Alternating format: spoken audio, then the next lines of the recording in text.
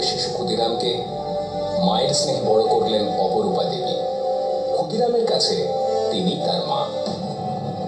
বয়সের সাথে পাল্লা দিয়ে বাড়ে প্রতিরোধের স্পর্ধা। ব্রিটিশদের অন্যায় অবিচারের সামনে গোলার মতো রুখে দাঁড়ায় কিশোর ক্ষুদিরাম।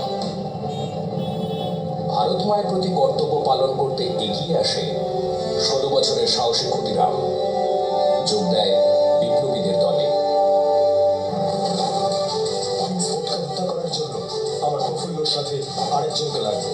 আমি যাব, তুই পারবি ক্ষুদিরাম? এই দেশ আমাদের দেশ। প্রত্যেক ভারতবাসী যাতে মাথা উঁচু করে বাঁচতে পারে, তার জন্য আমি আমরণ লড়াই করে যাব।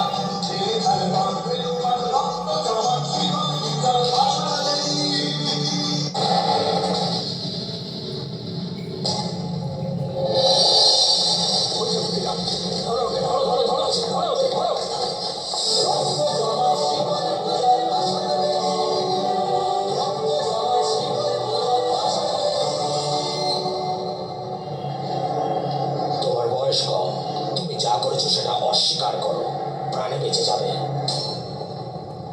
না, আমার বিরুদ্ধে যে অভিযোগ, আমি তো অস্বীকার করব না।